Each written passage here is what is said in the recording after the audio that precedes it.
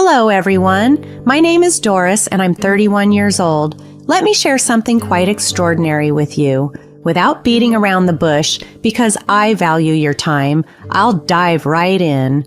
For the longest time, I believed I was headed towards an unremarkable life. I never envisioned myself achieving anything beyond the ordinary, so I embraced a peaceful, albeit simple existence. I was content, honestly. My husband, Mason, is the epitome of chill. He's the kind of person you just get along with effortlessly. We weren't the couple to bicker over trivial matters. Our evenings were simple. Come home, exchange stories about our day, and maybe get lost in a series or two. It was the definition of plain, comfortably plain.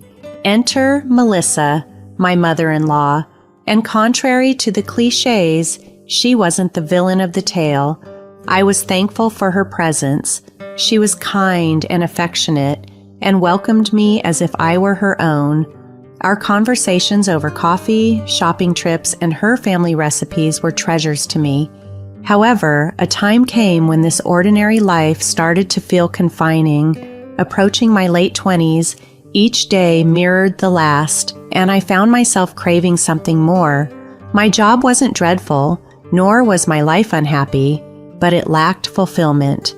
Deep down, I felt destined for greater things.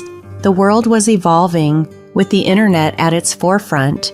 People were embracing remote work, launching their ventures, living life on their terms, and there I was, stationary in my cubicle, living the same day over and over.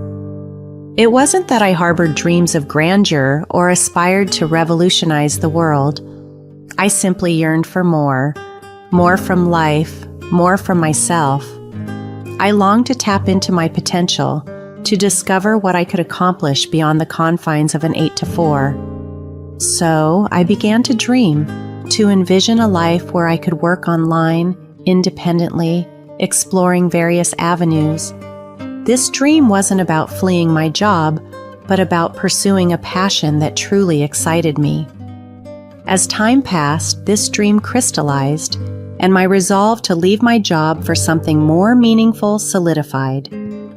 The idea of breaking free from my cubicle's chains and uncovering what truly sparks joy within me grew irresistible. Yet hesitation lingered. How would Mason feel? Our life was stable, predictable, and almost ideal. We had our routines and our comfort zones. The thought of stepping out of this safety net was daunting, but the desire for more was too compelling to ignore. I didn't want to risk our family's financial stability and harmony by following what some might consider just my whims. Yet, the more I pondered, the clearer it became. I had to discuss this with Mason. This feeling wasn't a mere impulse. It felt like a deep-seated calling I couldn't just push aside. So, one evening after we'd finished dinner, I gathered all my courage for a heart-to-heart. We settled onto the couch, a familiar spot for our countless conversations. Taking a deep breath and looking into his eyes, I opened up about my thoughts. "Hey, Mason, can we chat for a bit?" "Of course, Doris. What's on your mind?" "You know, it's about my job. I've been feeling trapped lately. I've noticed. Is everything okay at work?" "It's not that work is terrible, it's just that I crave something more, something different." "Different? How so?" "I'm thinking of leaving my job to explore new paths. I'm not entirely sure what yet, but there's this strong desire in me to find something that ignites my passion. Doris, if you need this to be happy and fulfilled, I'm fully behind you. Your happiness is my priority. We'll figure out the details as we go." "Really? You're not upset or worried about money?" "Not in the slightest. We can work through the financial details together, and I'd love to help brainstorm ideas with you." "Mason, you're incredible. I love you so much." "I love you too, Doris. We're in this together, and I'll support you every step of the way." With Mason's unwavering support, we began to explore possibilities and directions for my new venture. I was drawn to the idea of starting my own business, perhaps selling my crafts and artwork online. Though the future was uncertain, I felt more determined and inspired by Mason's encouragement than ever. It seemed like everything was falling into place. But life has its twists. One afternoon, I found myself sitting across from Melissa, sipping lattes during one of our regular catch-ups. Conversation flowed easily until I decided it was time to discuss the decision that had been weighing on my mind. "Melissa, there's something important I need to talk to you about. It's a big change I'm considering." "Oh dear, you know you can talk to me about anything. What's been on your mind?" "Well, I've been thinking a lot about my job and I'm considering quitting." The journey of sharing my decision with Melissa was the next step, one filled with uncertainties and hopes. I've been thinking a lot about venturing into something new, possibly launching my own business to market my crafts online. It's something that excites me. "That's quite the thought, dear. But are you sure you've thought this through completely?" Melissa asked, her tone shifting slightly. "Yes, I've discussed it with Mason, and he's behind me all the way. I just feel I need a change, something that brings more satisfaction and purpose to my life," I explained, hoping for her understanding. "Doris, this sounds incredibly self-centered. You have a steady job, a loving husband, and a life many would envy. Why would you want to give that up on a whim?" The people around us in the cafe seemed as taken aback by her sudden outburst as I was. I hadn't anticipated such a strong reaction, especially from Melissa, whom I always saw as supportive and nurturing. Her words felt like a slap in the face. "I'm not trying to be reckless. I just want to find something that truly makes me happy, something meaningful." "I don't understand why you're so against this," I countered, my voice shaking. "Meaning? You're married, Doris. You should be thinking about your family, not chasing after fanciful, unrealistic dreams. It's possible to care for your family and still pursue your dreams. I won't neglect my duties." "Well, you better figure out how then, because as it stands, you're about to make a grave error. I'm frankly disappointed," she concluded. The rest of our coffee meeting was strained, to say the least, and her words lingered with me, sowing seeds of doubt. Returning home, dispirited and confused, I recounted the ordeal to Mason. "Mason, you won't believe Mom's reaction when I shared my plans. She was livid, accusing me of selfishness and negligence towards my duties as a wife." "Really? I thought she'd be supportive, excited even." "What exactly did she say?" he asked, clearly surprised. "She called me selfish, said I was making a colossal mistake, and insisted I should prioritize my role as a wife above all else." "Are you serious? That's so unlike her." "Doris, don't let Mom's reaction deter you. What's most important is that you're happy and fulfilled." "But Mason, what if she's right? What if I am being unreasonable? Maybe I should just drop the whole idea." "No, Doris. You've been feeling this way for some time. It's not just a passing phase. Remember, your happiness and fulfillment are crucial. We'll navigate this together, okay?" Mason's words were the reassurance I needed to remind me why I started considering this path in the first place. Despite the uncertainty, I knew deep down that pursuing my dreams was the right choice, even if it meant facing opposition from those I held dear. Seeing how passionate you are about this, I can't fathom why she reacted so negatively. It was totally unexpected, but I have every bit of confidence in you. Do you really believe in me that much? Absolutely. You're incredibly skilled and versatile. Even though you're not entirely sure what direction you want to take yet, I'm convinced you're going to excel in whatever you choose to do. That means the world to me, Mason. Your faith in me gives me so much strength. I'm going to show your mom and anyone else who doubts me that I can turn this dream into a reality. With Mason's unwavering support, I threw myself wholeheartedly into crocheting. I stocked up on vibrant yarns, hooks and supplies, and even turned our dining room into a dedicated space for my new venture. Handing in my resignation at my mundane job felt like the first step towards a thrilling adventure. I spent my days crafting an array of items: scarves, hats, keychains, home decor, and blankets. The beginnings were modest and success seemed distant, but my resolve never wavered. Gradually, my confidence in my crochet abilities grew, and I began to develop my unique patterns. Launching an online store on Shopify was a significant milestone, and the influx of positive feedback and sales confirmed that I was on the right path. However, any hopes that my success might soften Melissa's stance were quickly dashed.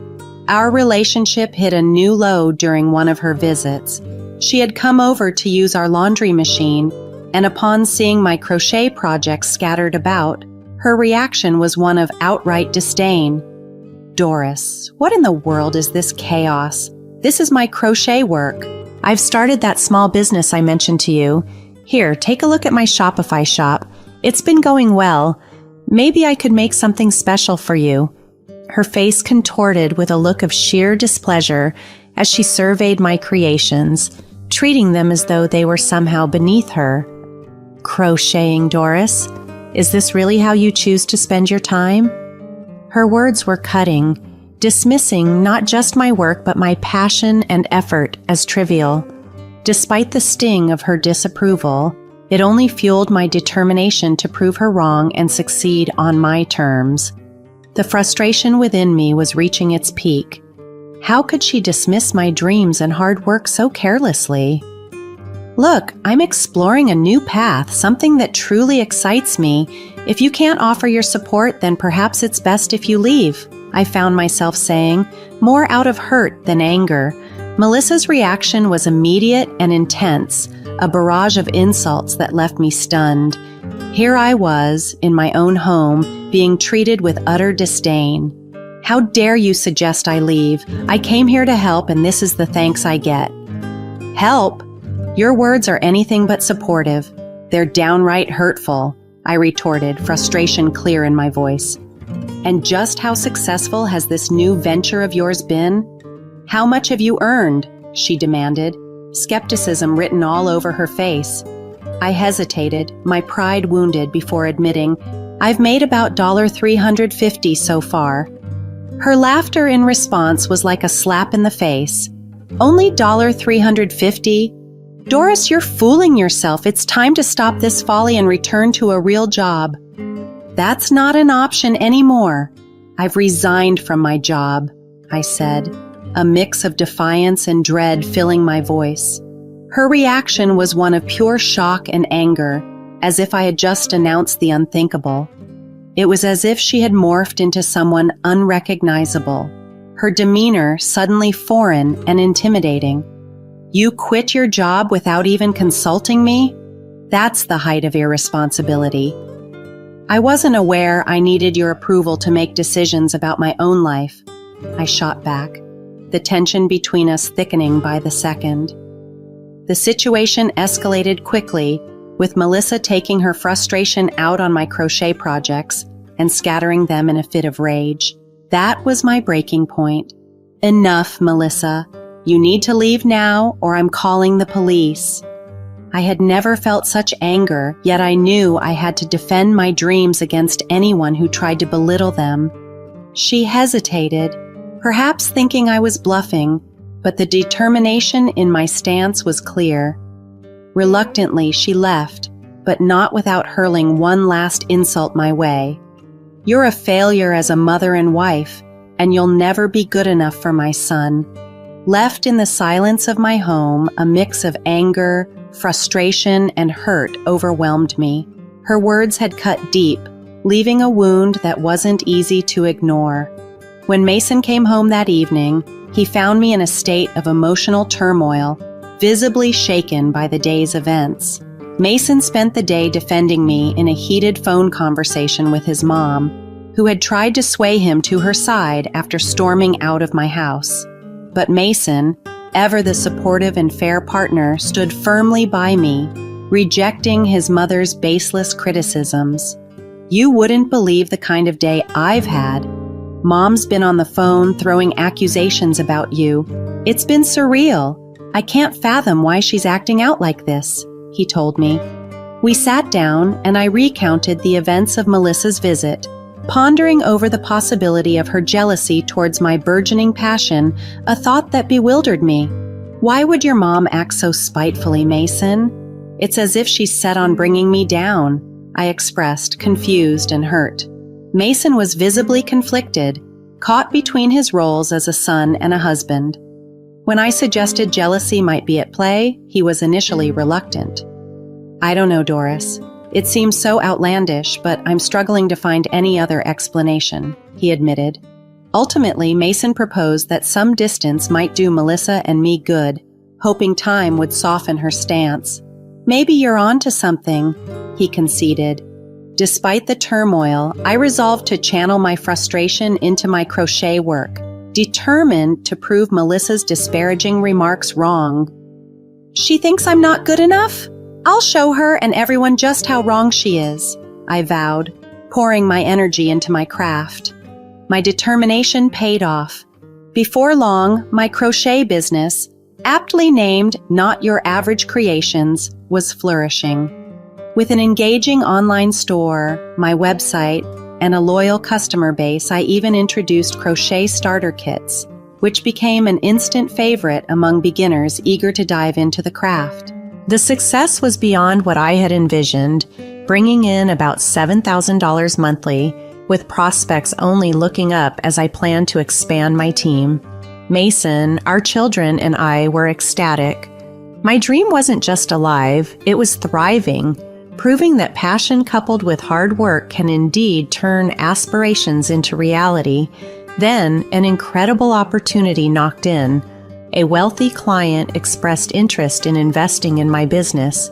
It felt like the ultimate affirmation of my journey, a tangible sign that I had not only proved my doubters wrong, but had also built something truly special.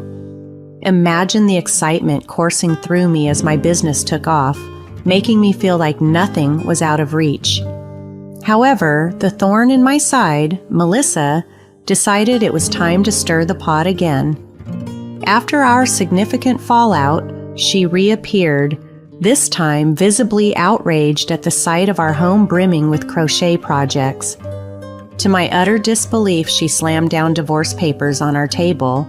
Yes, divorce papers, alleging that my silly hobby was tearing our family apart.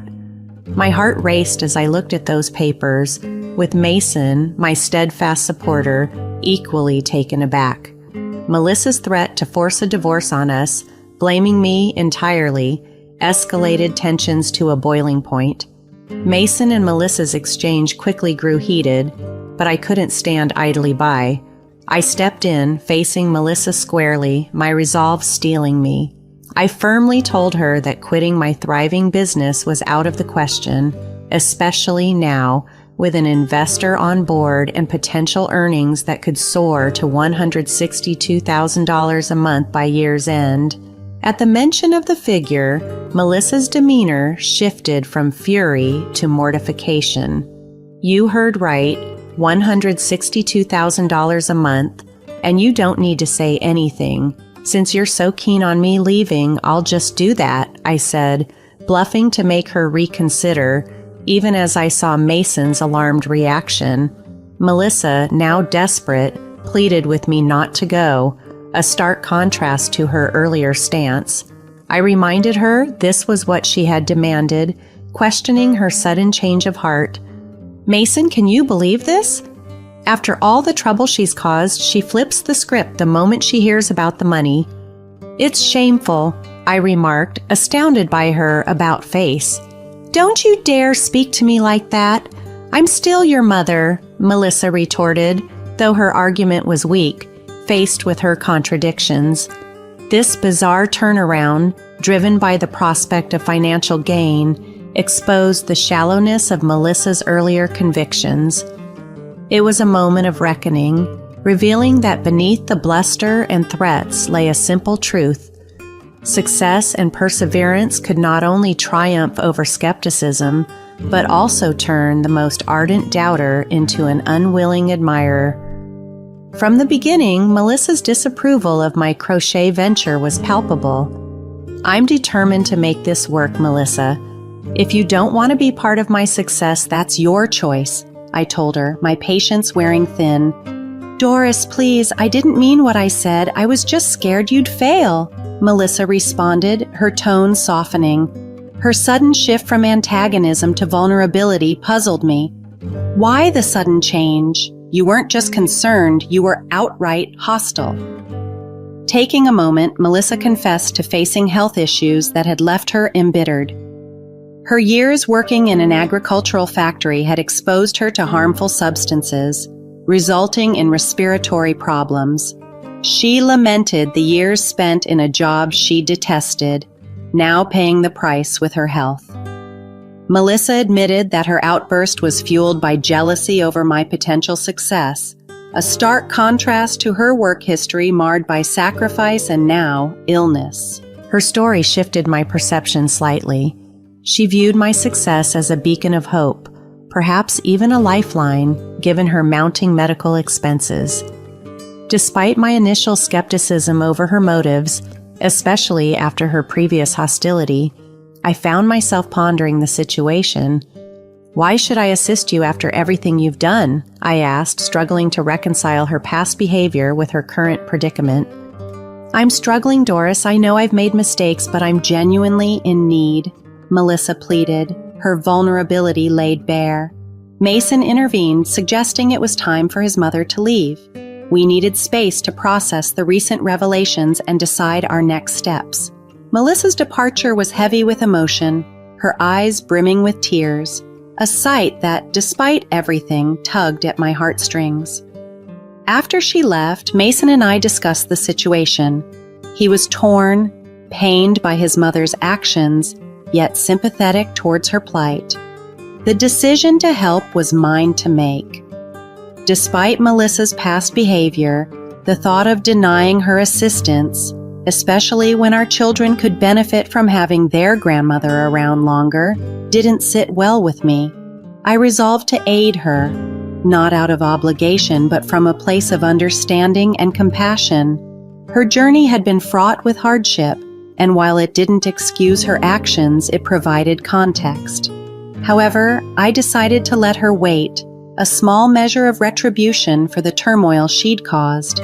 It was a way to assert that respect and support are earned, not entitled.